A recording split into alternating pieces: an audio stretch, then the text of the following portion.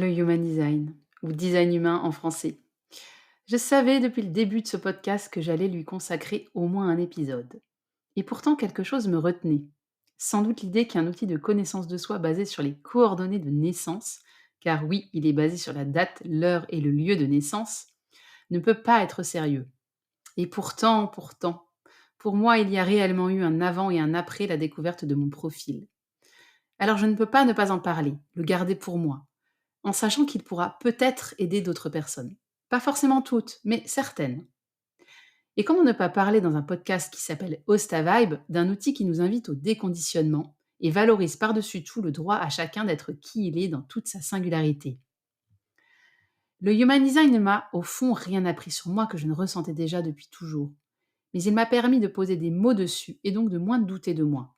J'aurais pu faire sans, bien sûr, mais il m'a probablement fait économiser plusieurs années d'errance et de culpabilité à oser être moi-même. Car à la différence de nombreux outils de connaissance de soi qui se contentent d'étiqueter les gens, il fournit des pistes concrètes à expérimenter au quotidien et nous invite à revenir à nos ressentis corporels. Dans ce premier épisode, je vais te parler des différents types énergétiques du Human Design en me basant sur mes recherches, ma propre expérience et mes observations. Dans l'épisode de la semaine prochaine, j'aborderai des points un peu plus subtils qui t'apporteront d'autres perspectives.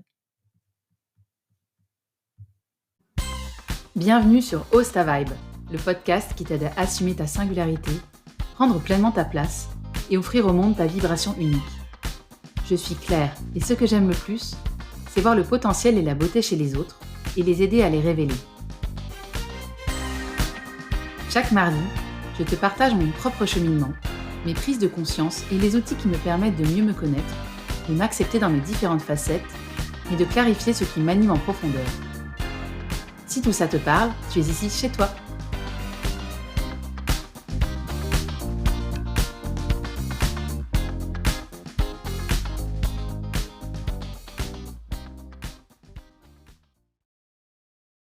Et me revoilà donc pour un nouvel épisode où on va donc parler du Human Design ou design humain. Et je t'avoue que je suis très heureuse de faire cet épisode parce que comme je l'ai dit en intro, ça me tenait, à cœur depuis longtemps de le faire. Et je vais revenir, hein, quand même sur aussi, ce qui m'a fait hésiter, comme je l'ai aussi évoqué en intro. Mais avant toute chose, je voudrais te dire pourquoi j'ai envie de parler, du Human Design et pourquoi j'aime beaucoup, beaucoup cet outil et je crois que, voilà, de tous les outils de connaissance de soi que j'ai pu expérimenter, alors je les ai pas tous expérimentés, mais j'en ai expérimenté un certain nombre et celui-là vraiment, vraiment, ça a été, une révélation, comme pour beaucoup de gens d'ailleurs, je crois. Et en fait, ce que j'adore avec le Human Design, c'est que c'est un outil qui permet vraiment d'arrêter de lutter contre soi, de mieux s'accepter et donc, par effet ricochet, de mieux accepter les autres, en fait. Et ça, pour moi, je crois que c'est vraiment, un élément central. Et puis, je me suis fait la réflexion que, c'est un outil qui enfin, je trouve que, c'est intéressant aussi, bon, quand on a fait beaucoup de démarches centrées sur, je dirais l'introspection, regarder ses blessures, ses traumas et cetera. C'est bien de faire ça, c'est très utile, hein. Rappelez-vous, hein, il y a cette histoire de la lampe, hein, où c'est important de nettoyer la lampe si on veut qu'elle puisse briller. Mais je trouve aussi que par moments, c'est sympa aussi d'avoir des outils qui proposent une approche complètement différente, qui nous proposent plutôt de regarder où sont nos forces, où sont nos potentiels, d'être plus dans une approche quelque part plus peut-être positive. Et les 2 en fait sont complémentaires.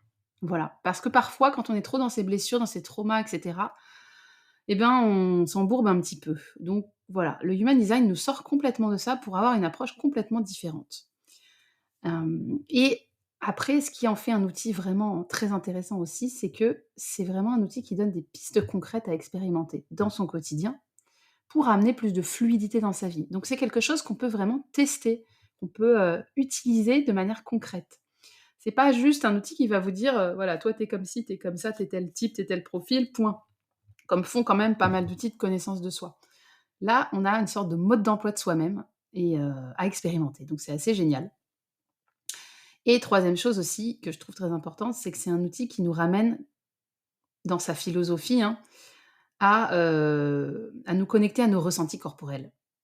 Et rappelle-toi dans un épisode, je crois l'avant-dernier sur la clarté, hein, je disais qu'en fait pour moi, la clarté, elle vient de la connexion aux ressentis corporels, en fait. Parce que, elle nous permet d'accéder à un endroit en nous où on n'est pas ballotté par nos pensées, par nos croyances et donc où on peut accéder à quelque chose qui est sûr et hem et donc voilà, le human design dans sa philosophie, quel que soit finalement ton type énergétique, quel que soit ton profil, quel que soit, ton schéma, on va en reparler après de ça, mais vraiment l'idée c'est que, ça nous invite à, sortir du mental et à, nous reconnecter à nos ressentis corporels et quelque part, chacun étant différent, le human design va quelque part te donner un mode d'emploi pour te reconnecter à tes ressentis corporels, à toi. Mais finalement, voilà, ça sera un peu la même chose pour tout le monde, hein, au niveau je dirais du message de fond. Alors, pour qui est le human design? Je ne crois pas que ce soit un outil vraiment pour tout le monde et ça, j'ai quand même envie de le préciser aussi en début d'épisode. Pour l'avoir moi-même expérimenté à une certaine période de ma vie, il y a à peu près je crois que je suis tombée dessus pour la première fois en juin 2023, donc un peu plus d'1 an et demi. Mais, donc je reparlerai du moment où je suis tombée sur cet outil. Et donc pour l'avoir expérimenté moi et pour l'avoir expérimenté avec un grand nombre de personnes, je me rends compte que l'idéal pour moi, c'est de l'utiliser si on a déjà pas mal cheminé intérieurement, si on se connaît, si on est à l'écoute de soi déjà un petit peu et qu'on ressent des choses, qu'on ressent qu'on est appelé par certaines choses et mais qu'en fait on doute de soi, et qu'on a besoin d'être conforté, d'être rassuré dans nos ressentis. C'est, voilà, imaginons tu ressens, que tu es attiré par exemple par tel, je sais pas moi, par tel domaine, tel métier ou autre, mais tu n'oses pas forcément aller au bout et assumer vraiment. Bah, le human design peut être le petit déclic qui va te confirmer, te conforter dans, ce que toi tu ressens déjà. Voilà. Mais je ne le recommande pas forcément à des personnes qui n'auraient encore jamais entrepris de travail d'introspection et d'observation de soi.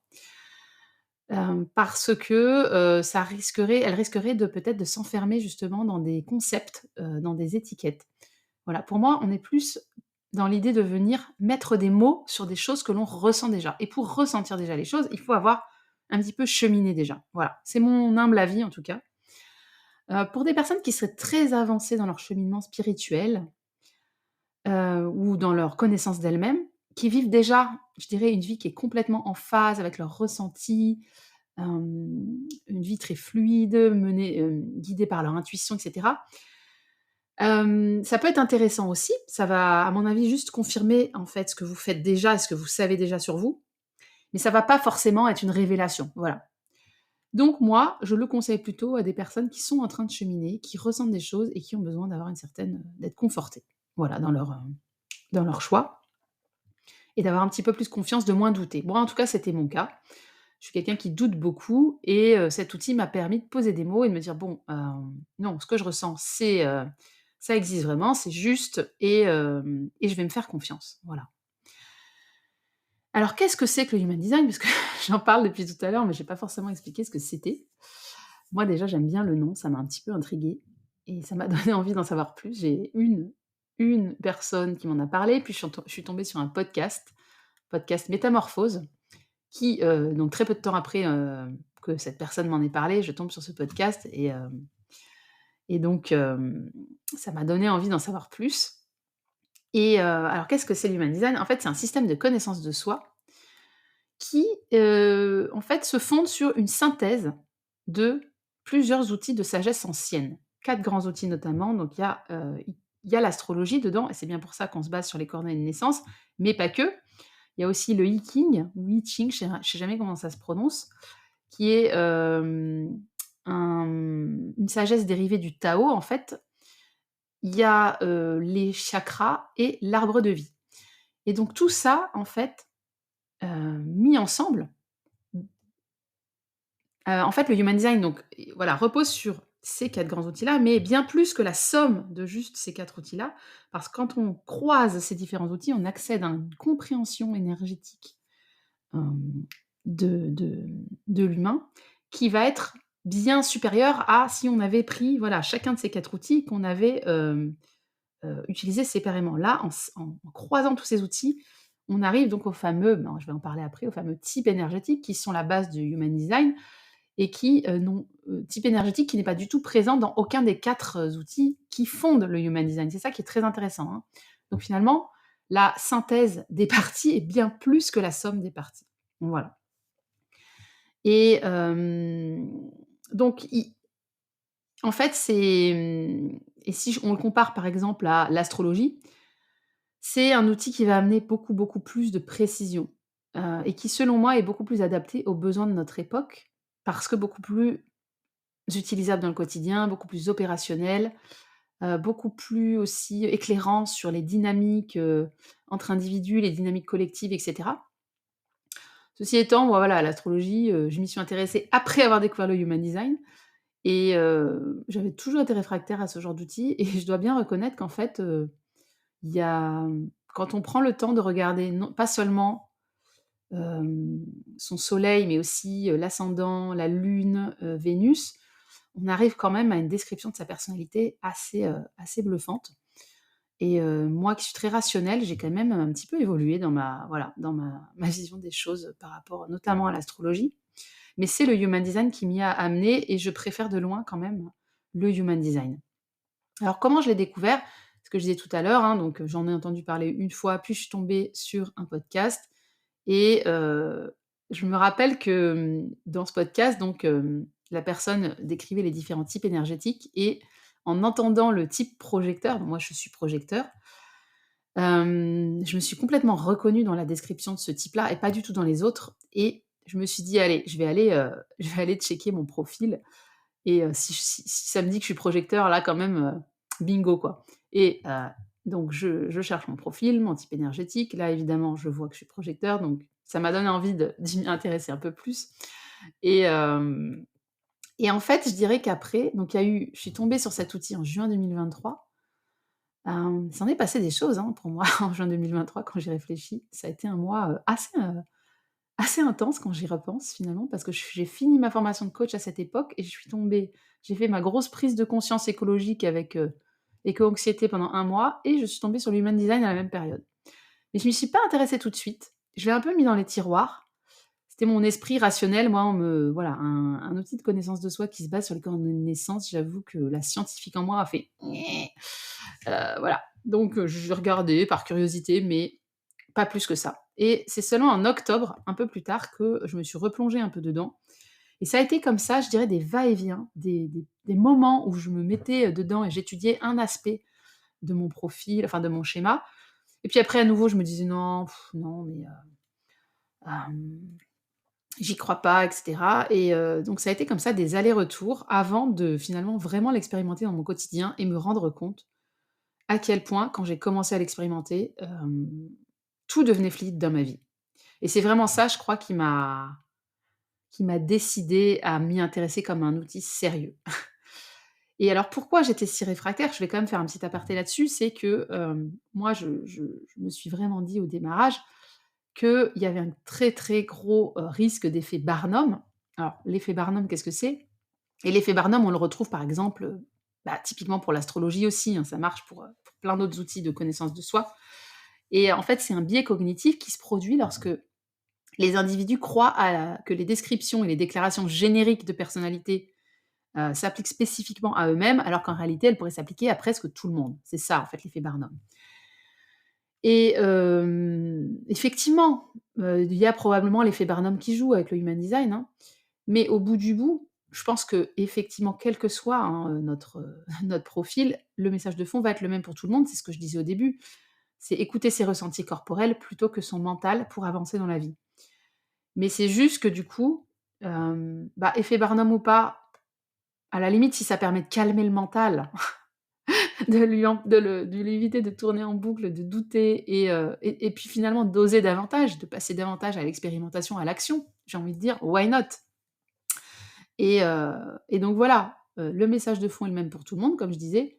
C'est juste qu'avec le human design, tu vas avoir un mode d'emploi un peu personnalisé pour y parvenir. Voilà. Voilà la proposition. Après, Moi, je conçois complètement que ça parle pas à tout le monde. Donc voilà, sois curieux, ouvert d'esprit. Moi, c'est comme ça que j'ai abordé l'outil et ça m'a apporté beaucoup de bonnes choses dans ma vie donc j'ai envie de dire, expérimente et puis tu verras bien, tu as pas grand chose à perdre.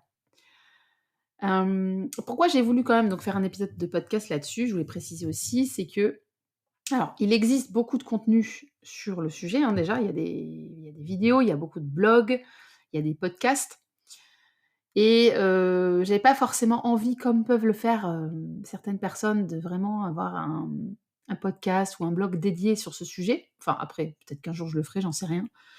Mais c'était plus dans l'idée de faire au moins un épisode qui permettra aux personnes qui connaissent pas cet outil et qui le découvrent, bah, d'avoir envie peut-être d'aller creuser derrière si ça leur parle. Et puis aussi pour les personnes qui connaîtraient déjà cet outil, d'amener un petit peu ma propre perspective à celles et ceux, voilà, qui ont déjà un petit peu, connaissance, pour peut-être ouvrir des nouvelles portes pour vous également. Alors, petite précision, donc le schéma Human Design, comment ça marche? Je vais mettre dans la description de cet épisode un lien vers un site où vous pouvez donc sortir, gratuitement votre schéma Human Design, en rentrant donc vos coordonnées de naissance. Il vous faut pour cela la date, l'heure et le lieu de naissance. Ça, vous pouvez le trouver dans votre carnet de santé ou dans un acte de naissance que vous pouvez, demander à la mairie, du lieu où vous êtes né. Et donc en faisant ça, vous obtenez un schéma un peu un peu mystérieux au premier abord avec 9 centres, vous verrez. Ça forme des carrés, des ronds ou des triangles. Non, pas des ronds, des carrés ou des triangles. Et vous verrez que certains sont colorés, d'autres blancs. Et il y a des canaux qui les relient. Pareil, les canaux, ils sont soit colorés, soit pas colorés. Et à côté, vous allez avoir, des infos importantes. Donc le type énergétique, la stratégie qui va avec ce type énergétique, l'autorité. Et c'est de ça que je vais quand même parler dans cet épisode parce que ce sont quand même les éléments les plus importants, même s'il y a énormément d'autres subtilités, dans le human design, mais qui ne sont pas forcément utiles à creuser pour tout le monde, selon moi. Alors le site que je vous mettrai en lien, c'est Jovian Archive. Moi, je trouve qu'il est bien parce qu'en fait, il donne plus de précision que d'autres sites et notamment, vous verrez qu'il y a des petites flèches orientées vers la droite ou vers la gauche. Je vais en parler brièvement en fin de cet épisode, mais c'est un élément qui a un peu du human design avancé, je dirais, et que tous les sites ne donnent pas forcément comme info, mais qui, peut être intéressant à regarder quand même. Alors, si tu n'as jamais fait ton schéma Human Design, que tu ne connais pas ton type énergétique, petit conseil, écoute mon épisode là jusqu'au bout et va regarder ensuite ton schéma. Comme ça, tu pourras voir pendant l'épisode si tu te reconnais plus dans un type énergétique que dans un autre et voir après si bah, ton ressenti était le bon ou pas. Ça peut être intéressant de faire ça. Et perso, c'est vrai qu'à une époque, j'essayais un petit peu de deviner le type énergétique des gens que je connaissais et en fait, je me suis rendu compte que ça peut être un peu, trompeur. Parce que si la personne, elle est complètement désalignée dans sa vie, et bien, en fait, elle peut être d'un certain type énergétique, mais paraître complètement autre chose. Et puis, je crois surtout que c'est quelque chose qui se ressent avant tout de l'intérieur. Donc, c'est pas forcément si simple de deviner le type énergétique de quelqu'un. Après, il y a quand même des voilà, il y a des quand on connaît bien une personne, on peut quand même avoir une vague idée, enfin, soupçonner un petit peu, mais c'est pas toujours simple de le faire. Donc je vous déconseille d'essayer d'ailleurs de deviner le type énergétique de quelqu'un. Voilà, tout ça étant dit, on va donc rentrer dans, l'info déjà la plus importante, en human design, qui est donc le type énergétique.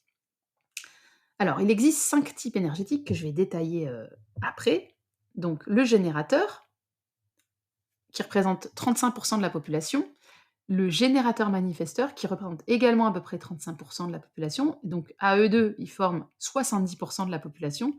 En fait, on considère que le générateur manifesteur est un sous-type des générateurs, mais avec un peu des caractéristiques qui lui sont propres. Donc en fait, on vit dans un monde où il y a 70 à peu près de générateurs. Ça, c'est important de le comprendre. Ensuite, on a les projecteurs. Moi, c'est le type auquel j'appartiens. Ça représente à peu près 20 de la population. On a les manifesteurs, 9 et les réflecteurs, 1. Je vais pas trop m'appesantir sur la description de chacun parce qu'il y a beaucoup, beaucoup de contenu sur ce sujet déjà. Mais je vais quand même donner un petit peu, voilà, des clés, qui me semblent, importantes à donner, et qu'on retrouve pas partout, pour chacun de ces types. Et il faut comprendre une chose déjà de prime abord, c'est que le type énergétique, donc il est déterminé par le fait qu'il y ait certains centres sur le schéma qui sont colorés ou pas colorés. Ça va déterminer à quel type énergétique on appartient. Par exemple, donc les individus qui ont le carré, le 2e carré en partant du bas qui est rouge, qui est coloré, vont forcément être des générateurs ou des générateurs manifesteurs parce que c'est le centre de l'énergie sacrale. Donc voilà, ça fait d'eux directement des générateurs. Chaque type énergétique, il est lié à une aura particulière. Donc l'aura, en fait, hem, c'est pas forcément, ce qu'on entend un peu dans le milieu New Age et cetera. C'est quelque chose qui est permanent depuis la naissance jusqu'à la mort. C'est pas quelque chose qui fluctue avec, en fonction des moments de la journée ou autre. Et ça a une portée de d'1 mètre à peu près autour d'une personne. Moi, personnellement, je suis pas très forte pour sentir l'aura des gens. Je sais qu'il y a des gens qui peuvent percevoir peut-être l'aura des différents types énergétiques. Moi, c'est pas forcément mon cas. Mais en tout cas, chaque type énergétique donc aurait une aura qui lui est propre et qui va déterminer son fonctionnement naturel et une stratégie qui va, lui permettre d'avoir le moins de résistance énergétique possible dans sa vie. Alors, on va rentrer un petit peu dans chacun des types, ça sera peut-être plus clair. Donc, les générateurs, pour commencer. Donc, par générateur, comme je l'ai dit, j'entends les générateurs purs et puis les générateurs manifesteurs qui fonctionnent, hem, de la même manière, c'est juste qu'ils ont des petites spécificités que je détaillerai après. Donc, ce sont des êtres qui existent avant tout pour créer, pour faire, pour produire, pour réaliser des choses. Ils créent de l'énergie dans le monde, voilà. C'est ça, on va dire leur raison d'être. Parce que ce sont des êtres qui sont donc reliés à l'énergie vitale via, le centre de l'énergie sacrale et donc ils ont un accès permanent à une source d'énergie vitale, dès lors qu'en fait, ils sont, dès lors que ce centre est activé. On va comprendre un petit peu plus tard comment ce centre est activé. Ils sont là donc enfin, c'est des personnes, des êtres qui dont le travail va être un élément assez central dans leur existence et qui vont souffrir quand ils sont dans l'inactivité en général. Et à partir du moment où ils trouvent le truc qu'ils aiment faire ou les trucs, en tout cas, quand ils sont en train de faire quelque chose qu'ils aiment, qui les fait kiffer, ils peuvent y passer des heures et ne pas ressentir de fatigue ou de besoin de faire de pause et donc les générateurs purs, en général, ils vont se concentrer sur une seule, passion, je dirais, et ils vont le faire pendant, quelque temps, puis après ils vont peut-être passer à autre chose. Mais il va y avoir une certaine continuité alors que, les générateurs manifesteurs, la différence, c'est que, ils ont besoin donc ils ont aussi beaucoup d'énergie comme les générateurs, mais ils ont besoin de disperser leur énergie dans plusieurs projets en parallèle. C'est des êtres qui vont être capables de mener différentes choses en parallèle, qui ont pas forcément grand-chose à voir et l'idéal étant pour eux d'arriver à trouver, notamment si on parle d'activité professionnelle, quelque chose qui va permettre de réunir leurs différentes passions. Mais, ils peuvent donner du coup l'impression un petit peu d'être dispersés, et de se dissiper, mais ça fait partie de leur fonctionnement. Voilà, c'est normal pour eux de fonctionner comme ça. Alors la stratégie des générateurs et des générateurs manifesteurs, c'est de répondre à la vie. Donc quand je dis répondre à la vie, c'est, ça peut être, une personne qui vous propose quelque chose, ça peut être un panneau qu'on voit dans la rue, un mail qu'on reçoit, un oiseau qui passe, mais il faut que il y ait quelque chose dans votre environnement qui vous fasse réagir. D'ailleurs, vous avez une aura qui, je dis vous parce que moi j'en fais pas partie du coup. Vous avez une aura qui va capter en fait, qui est très ouverte en fait et qui va envelopper tout ce qui vous entoure pour pouvoir sentir si vous voulez répondre oui ou non en fait, tout simplement. Donc l'idéal en fait du fonctionnement du générateur, c'est pas d'initier à partir heu, d'une idée, par exemple, qui vous viendrait comme ça, à partir de rien, mais plutôt de répondre à quelque chose qui vous arrive et à une sorte de signe de la vie qui peut prendre donc plein de formes différentes. Hem et vous allez sentir, monter en vous une énergie qui va vous permettre de sentir si vous avez, envie ou pas d'aller, mettre votre énergie là-dessus en gros et clairement, c'est vrai que pour connaître quand même un certain nombre de générateurs, il y a rien de plus incroyable que de voir un générateur qui est en train de faire ce qu'il fait vibrer. C'est juste, en fait, on ça donne envie, à la terre entière de faire ce que vous faites, quoi. Vous vibrez tellement dans ce que vous faites, même si c'est quelque chose d'assez anodin, qu'on va avoir envie de faire comme vous et vous allez vraiment, entraîner les autres, avec vous à voilà, c'est ça qui est assez incroyable et donc vous créez comme ça une énergie autour de vous et en gros, le seul challenge, hein, pour un générateur finalement, c'est un mode de fonctionnement qui est relativement simple quand on a appris à sentir si le centre de l'énergie sacrale dit oui ou non, tout simplement. Le problème, c'est qu'on est éduqué, à un peu ignorer nos ressentis corporels depuis qu'on est enfant et à prendre plutôt nos décisions avec notre mental, avec notre tête et du coup, on peut arriver à l'âge adulte à, être très éloigné en fait de nos ressentis, corporels et donc le but là, ça va vraiment être d'essayer de sentir, donc c'est au niveau plutôt du je crois du ventre, où ça peut être un élan qu'on va ressentir dans le corps. Ça peut prendre des formes un peu différentes en fait suivant les personnes, mais vous allez, à force de vous observer, sentir quand c'est oui, quand c'est non dans votre corps. Et quand vous avez du mal à prendre des décisions, essayez de vous poser des questions fermées. Est-ce que j'ai envie de ça ou est-ce que j'ai envie de ça?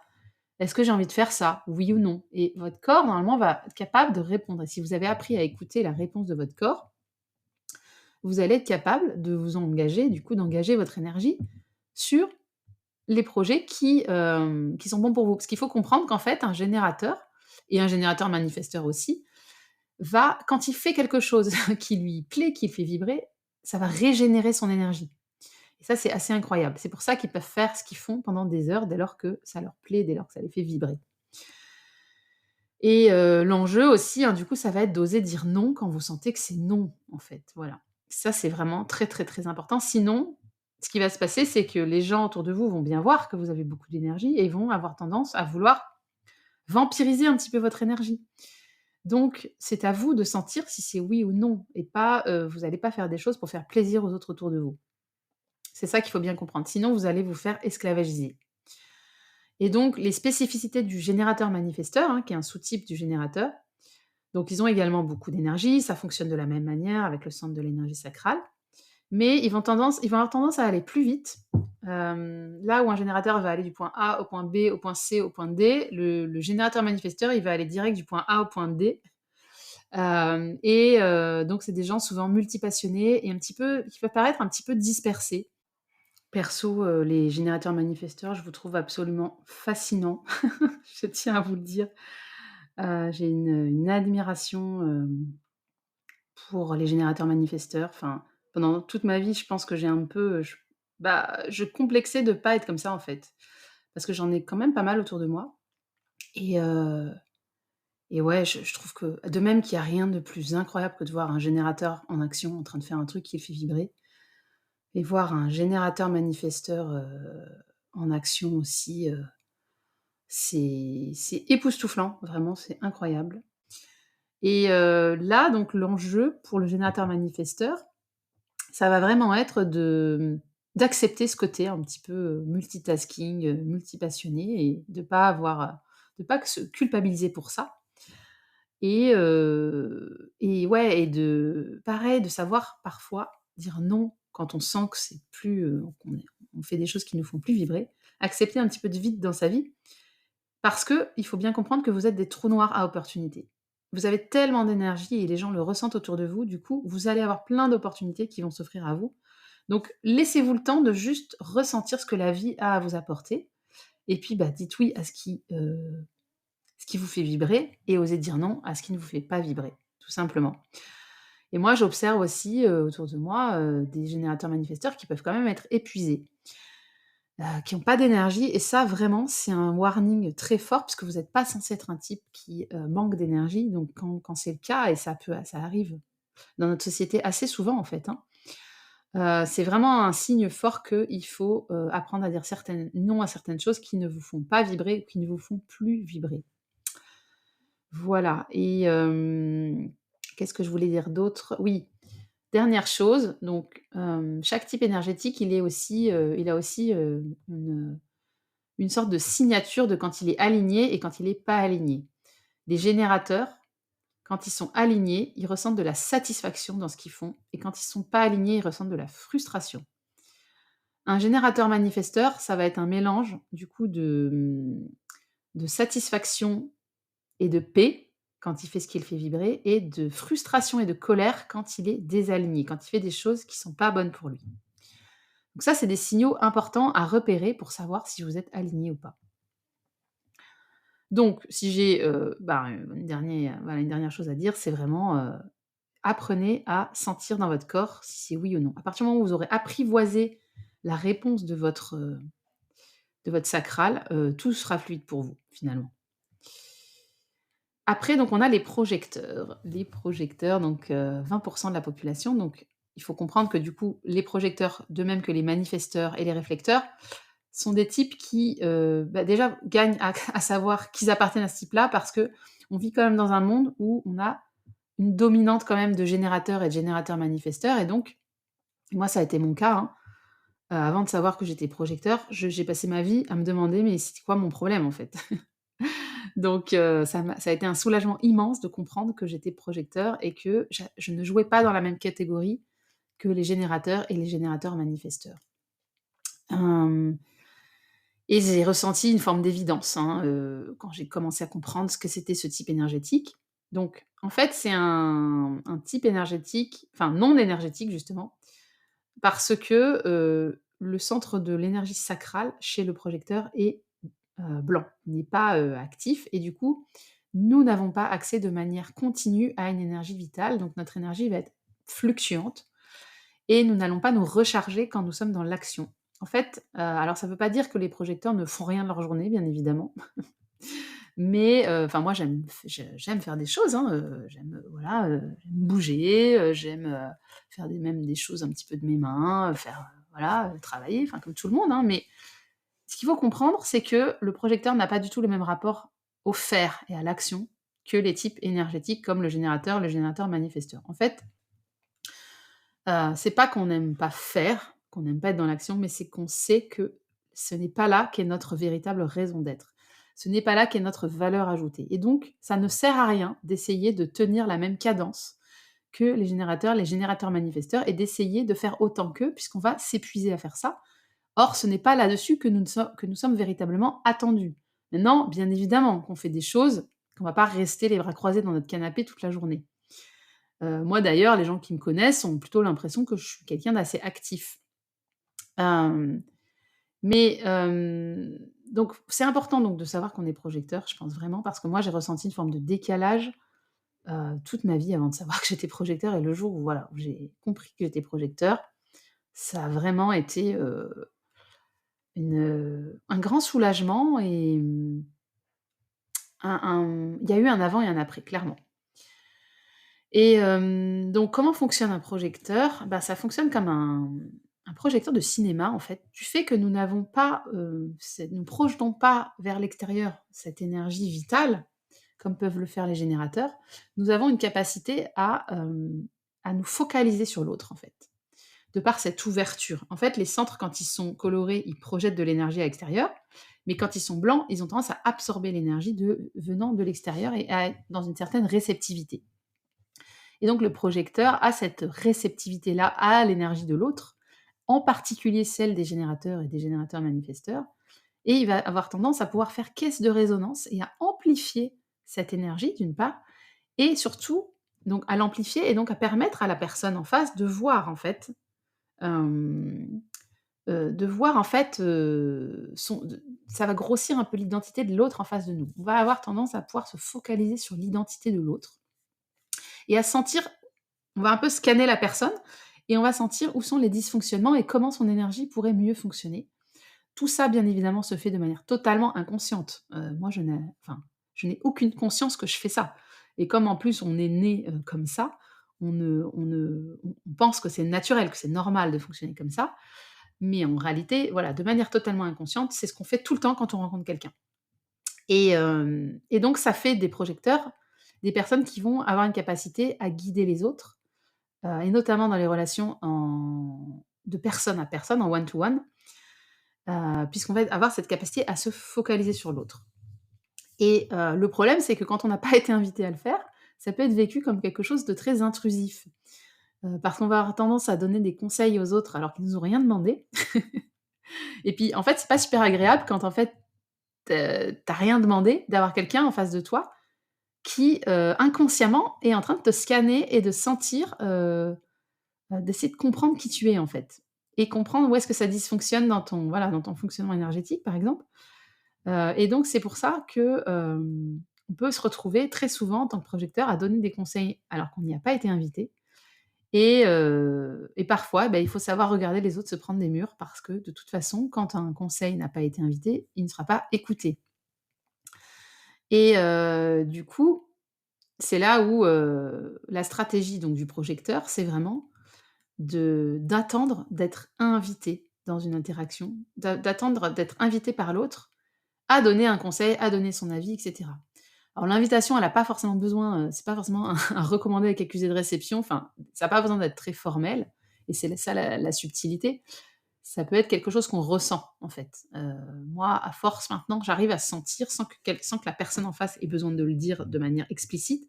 Je peux sentir si la personne, elle est d'accord pour que, hem, que je la guide, en fait. Voilà.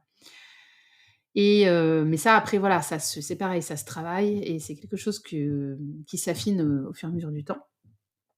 Mais un élément intéressant, c'est que du coup les projecteurs, nous, on est plutôt efficaces dans le non-faire, là où par exemple les générateurs manifesteurs, ils sont très efficaces dans le faire. C'est-à-dire qu'il y a une tâche à faire, ils vont être capables, de manière très efficace d'abattre ce qu'il y a à faire. Là où nous, les projecteurs, on est efficaces, mais d'une manière différente, puisqu'en fait, on va plutôt regarder dans ce qu'il y a à faire, ce qu'on pourrait ne pas faire. Donc c'est un autre mode de fonctionnement, mais pourquoi on est comme ça? Parce qu'on n'a pas beaucoup d'énergie, donc on n'a pas le choix que d'essayer d'économiser au maximum notre énergie, tout simplement. Et encore une fois, surtout ne pas essayer de jouer dans la même catégorie que les êtres énergétiques que sont les générateurs et les générateurs manifesteurs qui ont beaucoup, beaucoup d'énergie à cramer en fait, quoi. Donc laissons-les cramer leur énergie, mais les projecteurs, non, il faut pas chercher à faire comme eux, en fait. Votre valeur ajoutée, notre valeur ajoutée n'est pas là.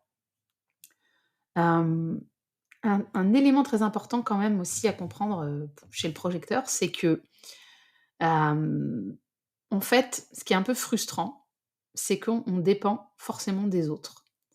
Pour, alors la signature, ouais, du projecteur quand il est aligné, c'est de ressentir une forme de succès. Alors ça ne veut pas dire, ça prend la définition que chacun voudra bien lui donner, le succès.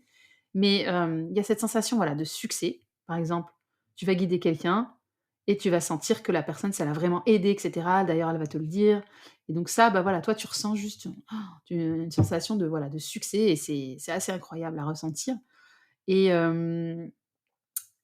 donc ça, c'est quand il est aligné et quand il est pas aligné, c'est-à-dire que typiquement quand il donne des conseils alors qu'on lui a rien demandé et que les autres après l'ignorent, il va ressentir de l'amertume et c'est vraiment il faut le ressentir, il faut être projecteur pour comprendre comment ça se ressent, mais en t'observant, tu vas sentir vraiment quand tu es aligné, quand tu l'es pas et c'est vrai que c'est très important d'être observateur de ça, de ces sensations de succès ou au contraire d'amertume dans sa vie, parce que c'est ça qui va te permettre de savoir s'il y a des choses à changer ou pas.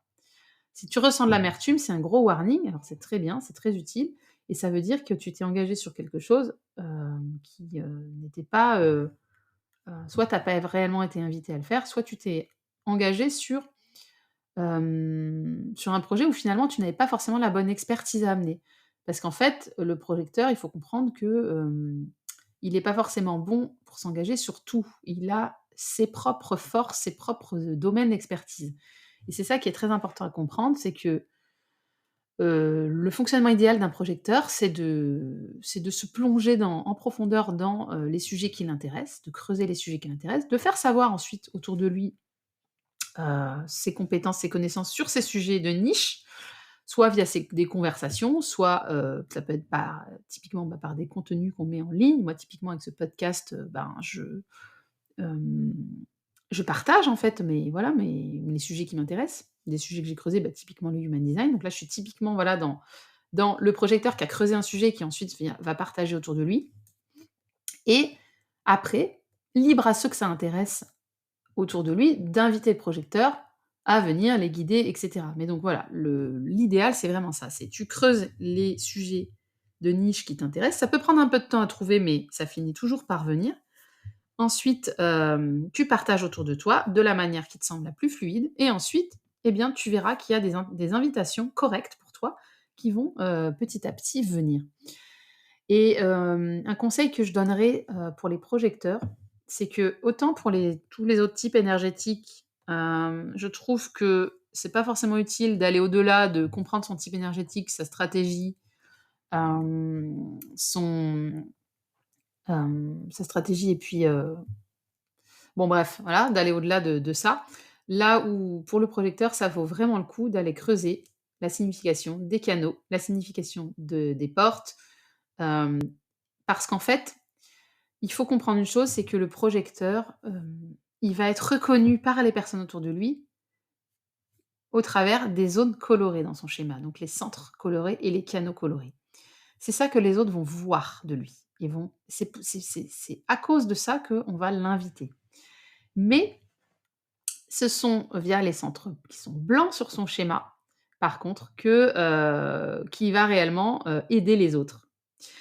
Et moi, ça, je l'observe vraiment pour moi. C'est-à-dire qu'on me remarque effectivement par ce qui est coloré dans mon schéma, mais les domaines dans lesquels j'aide le plus les autres, ce sont, les centres qui sont blancs, chez moi, qui sont du coup très soumis au conditionnement de l'environnement autour de moi et pour lesquels j'ai été obligée de faire un travail et d'apprendre à travailler justement avec ça.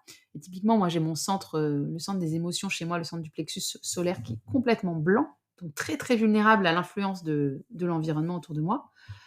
Et bah, c'est pourtant sur les émotions, typiquement, notamment, que j'aide le plus les gens, sur la gestion des émotions. Alors que moi-même, mon centre des émotions est complètement blanc. Mais ça, c'est typique du fonctionnement d'un projecteur. Alors que c'est pas du tout sur mon côté émotionnel que les gens me remarquent au départ.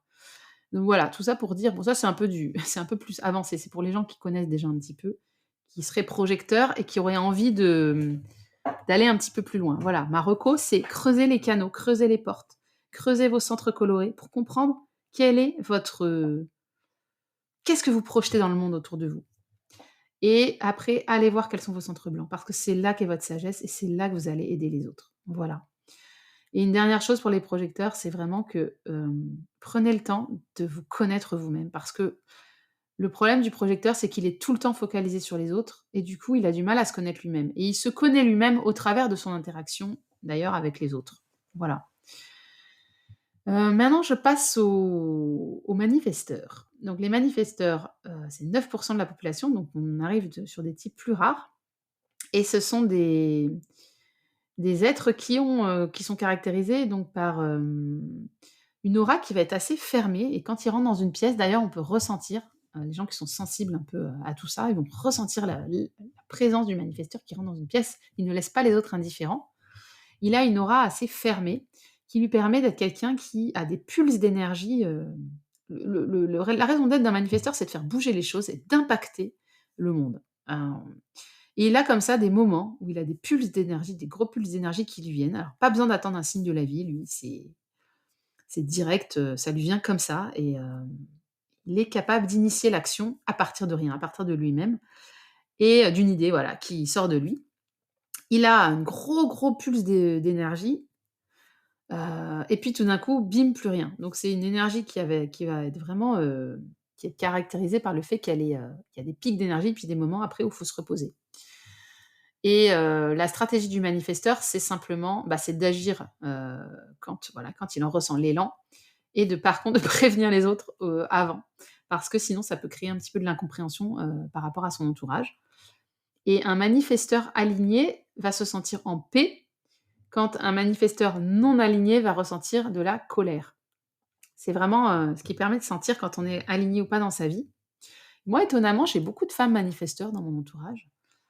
De plus en plus, en fait. Pourtant, voilà, c'est que 9 de la population, mais j'ai l'impression d'en rencontrer pas mal et je pense que c'est parce que je parle pas mal des thèmes d'affirmation de soi, Donc ça doit parler à ces femmes-là, qui bien souvent, malheureusement, hein, par conditionnement de la société et en plus étant des femmes, se comportent quand même beaucoup comme des générateurs et du coup, je les vois qui bouillonnent de colère parce qu'elles ne manifestent pas, comme, elles sont censées le faire, leurs idées, leurs projets et donc elles reportent sur leur entourage pas mal de colère et elles sont épuisées et ça, voilà, c'est quelque chose que j'observe pas mal chez les femmes manifesteurs de mon entourage. Donc si j'ai un conseil pour vous les manifesteurs, hommes ou femmes d'ailleurs, c'est vraiment, soyez à l'écoute de, voilà, de vos pulsions à agir, à aller dans l'action. On en a vraiment besoin. Vous êtes le seul type énergétique qui peut initier réellement l'action. On a besoin vraiment de vous. Et acceptez aussi que vous n'avez pas tout le temps de l'énergie, mais en tout cas, voilà, osez, osez assumer, ces idées, ces envies, ces grands projets que vous avez parce que, c'est pour ça que vous êtes là. Vous n'êtes pas ici pour vous conformer à ce que vous croyez devoir être ou faire. Voilà, c'est dit. Et enfin les réflecteurs, alors c'est 1 seulement de la population, mais j'en ai quand même rencontré 2 depuis que je m'intéresse au human design.